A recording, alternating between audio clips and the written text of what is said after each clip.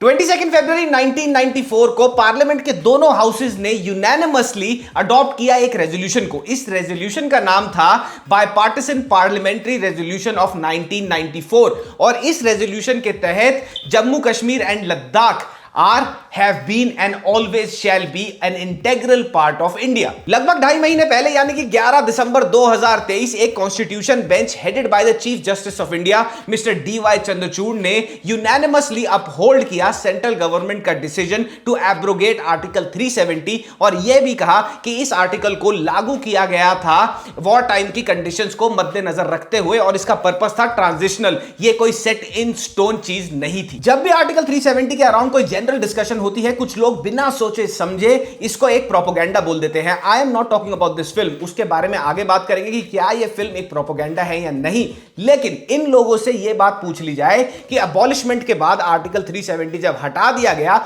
उसके बाद 5 ऐसे सोशो इकोनॉमिक रिफॉर्म्स बता दो जो हुए और उन्होंने जम्मू कश्मीर का चेहरा हमेशा के लिए बदल के रख दिया।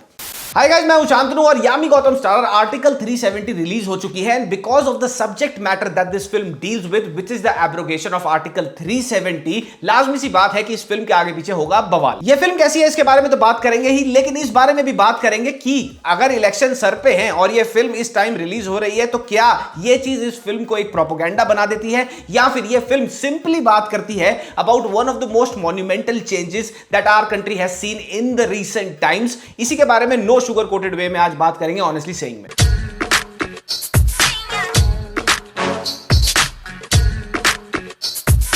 Just to make this review more contextual and logical, मैं तुम्हारे को बताऊंगा कुछ चुनिंदा ऐसे रिफॉर्म्स के बारे में जो आर्टिकल 370 के अबॉलिशमेंट के बाद जम्मू कश्मीर में लागू हुए। पहले आर्टिकल 370 के तहत कश्मीर में चाइल्ड मैरिज लीगल थी, यानी कि एक पूरा एडल्ट आदमी एक अंडर एज लड़की के साथ शादी कर सकता है और सेक्सुअल एक्टिविटीज भी कर सकता है कंप्लीटली लीगली। ये अबॉलिशमेंट के बाद कंप्लीटली खारिज हो चुका है। पहले आर्टिकल 370 के तहत अगर एक कश्मीरी लड़की एक नॉन कश्मीरी लड़के से शादी कर लेती थी then she would lose the ownership of all her properties and her parental inheritance in Kashmir. So much so अगर उसके बच्चे किसी educational institute situated in Kashmir में एडमिशन लेना चाहते थे उनको वो भी डिनाई करा जा सकता था, लेकिन अबॉलिशमेंट के बाद ऐसा कुछ भी नहीं है। पहले आर्टिकल 370 के तहत कश्मीर में रहने वाले लोअर कास्ट लोगों के लिए कोई प्रोटेक्शन लॉज और रिजर्वेशंस नहीं थी, लेकिन अबॉलिशमेंट के बाद ये कंप्लीटली रिवर्स हो चुका है। पहले आर्टिकल 370 के तहत जो चीफ मिनिस्टर था वो अपने लिए लाखों करोड़ों का बंगला बनवा सकता है, उस बंगले में ताउम्र रह सकता है और जो भी सीएम के ओहदे के साथ अम्यूनिटीज आती हैं, सरकारी अम्यूनिटीज, उनको ताउम्र एंजॉय कर सकता है विदाउट एनी क्वेश्चंस आस्क्ड। लेकिन अबॉलिशमेंट के बाद ऐसा कुछ भी नहीं है।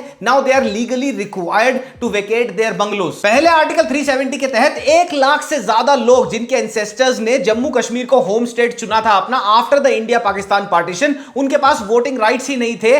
बेसिकली उनके पास कोई भी वोटिंग आईडी कार्ड नहीं था which makes them a stateless person. लेकिन अबॉलिशमेंट के बाद अब उन लोगों के पास भी इक्वल वोटिंग राइट्स हैं जैसे बाकी हिंदुस्तानियों के पास हैं। पहले आर्टिकल 370 के तहत कोई भी डिफरेंट स्टेट का आदमी कश्मीर में लैंड नहीं खरीद सकता था, घर नहीं खरीद सकता था, कोई भी बिजनेस नहीं शुरू कर सकता था, कोई इन्वेस्टमेंट नहीं कर सकता था। लेकिन अबॉलिशमेंट के बाद ऐसा कुछ नहीं है। चाहे आप इंडिया में से कहीं से भी हो, आप कश्मीर में बिजनेस स्टार्ट कर सकते हो, इन्वेस्ट कर सकते हो और प्रॉपर्टी खरीद सकते हो। अब ये तो कुछ ही चुनिंदा चीजें मैंने तुम्हारे को बताई हैं, ऐसे छोटे छोटे 500 से ऊपर रिफॉर्म्स हैं जिन्होंने जम्मू कश्मीर का फेस बदल के रख दिया है ever since the abrogation of article 370। और आर्टिकल 370 के एब्रोगेशन का सबसे तेज तमाचा लगा था वहां की सेपरेटिस्ट मिलिटेंसी को। वो सेपरेटिस्ट मिलिटेंसी कहां से आ रही थी? वहां के करप्शन में से। और वो करप्शन कहां से आ रही थी? वहां की ब्यूरोक्रेसी जो कुछ चुनिंदा फैमिलीज के हाथ में थी। और एक सबसे इंपॉर्टेंट बात जो ज्यादातर झोला छाप सूडो इंटेलेक्चुअल्स को समझ नहीं आती है वो ये है कि abrogation of article 370 was never an electoral promise but in fact the abrogation of article 370 was the demand of our constitution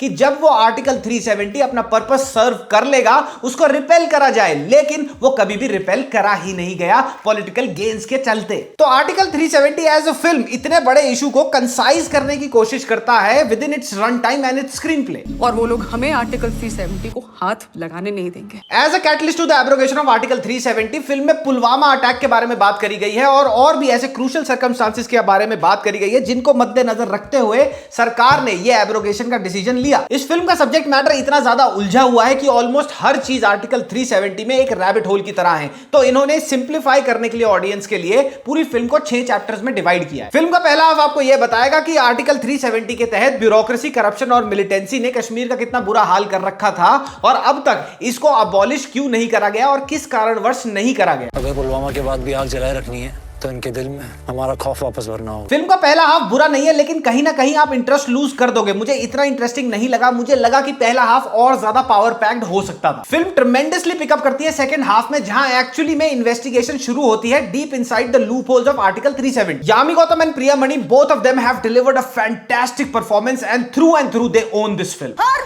bar we have a breakthrough, somehow you're always there to just screw it up for us. एक चीज मुझे थोड़ी funny लगी और वो ये है कि पिक्चर शुरू होने से पहले एक डिस्क्लेमर आता है जो कहता है कि ये रियल लाइफ इवेंट से इंस्पायर्ड है, उन पे लूजली बेस्ड है और कैरेक्टर्स काफी हद तक फिक्शनल हैं। बट क्या ये सच है? फिल्म देखते हुए आपको ये डबल गेस करने की जरूरत नहीं पड़ेगी और काफी ज्यादा क्लियर है, which makes the whole disclaimer even more funny कि भैया अरुण गोविल जी प्ले कर रहे हैं मोदी जी का रोल, हम इसे इस हाल में नहीं छोड़ेंगे, और किरण करमारकर साहब प्ले कर रहे हैं अमित शाह का रोल। और बाकी जो एक्टर्स हैं जिनको ऑपोजिशन का लीडर बना के फिल्म में दिखाया गया है, वो जब आप फिल्म देखोगे तो आपको समझ आ जाएगा कि वो किसका रोल प्ले कर रहे हैं। अमित शाह जी का संसद वाला आर्ग्यूमेंट याद है? नहीं याद तो ये वाला क्लिप देखो। एग्रेसिव ना हो, जान दे देंगे इसके लिए। इस पूरे के पूरे आर्ग्यूमेंट को काफी अच्छी तरीके से लिखा गया है और प्रेजेंट करा गया है फिल्म के अंदर। जब आप ये फिल्म देखोगे और अगर आपको पता है आर्टिकल 370 के बारे में और वो कितना ज्यादा उलझा हुआ टॉपिक है, यू वुड थिंक कि इस पिक्चर को लिखना बहुत ज्यादा मुश्किल होगा। बट इस फिल्म के राइटर्स आदित्य धार और मुनाल ठक्कर ने बहुत अच्छा काम किया है मेरे हिसाब से। फिल्म की सिनेमेटोग्राफी, डायलॉग्स, बैकग्राउंड म्यूजिक और fabulous, fantastic and beautiful shots of Kashmir बहुत बढ़िया तरीके से एग्जीक्यूट करे गए। तो भैया फिल्म की ओवरऑल एग्जीक्यूशन बहुत बढ़िया है। इसके पीछे जो एफर्ट डाला गया है वो बहुत इंटेलिजेंट है और साथ ही में जिस तरह से इस पिक्चर को लिखा गया है,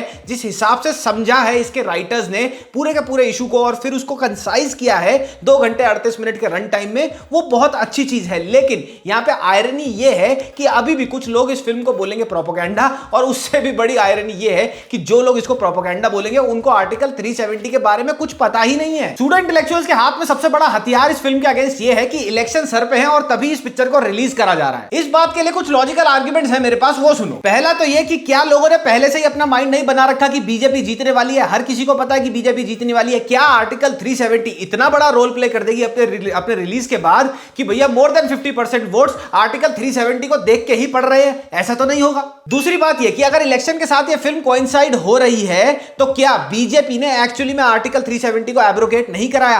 क्या यह फैक्ट नहीं है? और क्या अगर कांग्रेस यही कराती बीजेपी की जगह तो भी क्या इसको बहुत सारे स्टूडेंट इंटेलेक्चुअल प्रोपेगेंडा नहीं बोलते? और तीसरा लॉजिकली इररिफ्यूटेबल आर्गुमेंट बहुत ज्यादा सिंपल है और वो ये है कि अगर बीजेपी की जगह कोई और पार्टी होती और उसकी ये अचीवमेंट होती तो क्या वो इस अचीवमेंट को as a winning agenda election campaign में यूज नहीं करती? और क्या इसको यूज करना गलत है? और गलत है तो क्यों गलत है? अगर उन्होंने कुछ चीज नेशनल इंटरेस्ट में करी है और वो चीज अच्छी है तो उसको as a winning agenda election campaign में यूज करना गलत क्यों है? तो लॉजिकली अगर देखा जाए ना, ये फिल्म कोई प्रोपेगेंडा नहीं है, लेकिन ये भी एक आयरनी है कि ये फिल्म इलेक्शन के साथ कोइंसाइड हो रही है और वो भी कुछ हद तक मेरे को लग रहा है लॉजिकली जस्टिफाइबल है। बट क्या तुम्हें ये पिक्चर देखते हुए लगेगा क्या ये पिक्चर प्रोपेगेंडा है? तो कहीं पे भी तुम्हारे को ऐसा नहीं लगेगा कि ये प्रोपेगेंडा है, बल्कि तुम्हें ये लगेगा कि ये पिक्चर बात कर रही है एक बहुत ही मॉन्यूमेंटल हैपनिंग के बारे में। मैंने एक चीज जो शुरुआत में कही थी कि जो लोग इस फिल्म को प्रोपेगेंडा बोलते हैं और जो लोग आर्टिकल 370 की एब्रोगेशन को एक प्रोपेगेंडा बोलते हैं, उनसे ना सिंपली सोशियो इकोनॉमिक रिफॉर्म्स पूछ लेना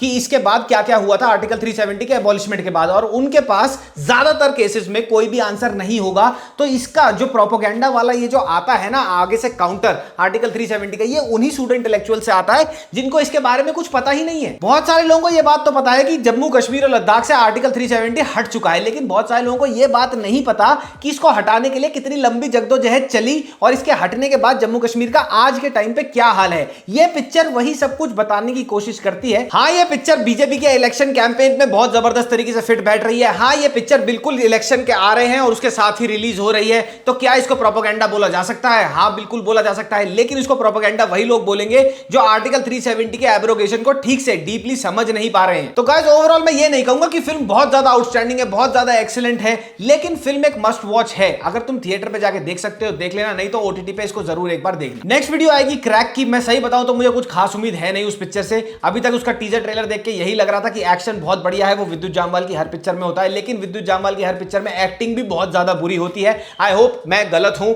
और ये पिक्चर अच्छी हो, बिकॉज विद्युत को सपोर्ट करने का मन करता है, लेकिन उसकी सारी पिक्चरें ऑलमोस्ट सेम ही लगती हैं। देखते हैं क्रैक कैसी होती है। नेक्स्ट वीडियो में मिलते हैं, तब तक के लिए मामा मियां लजानिया पप्पी, बाय बाय।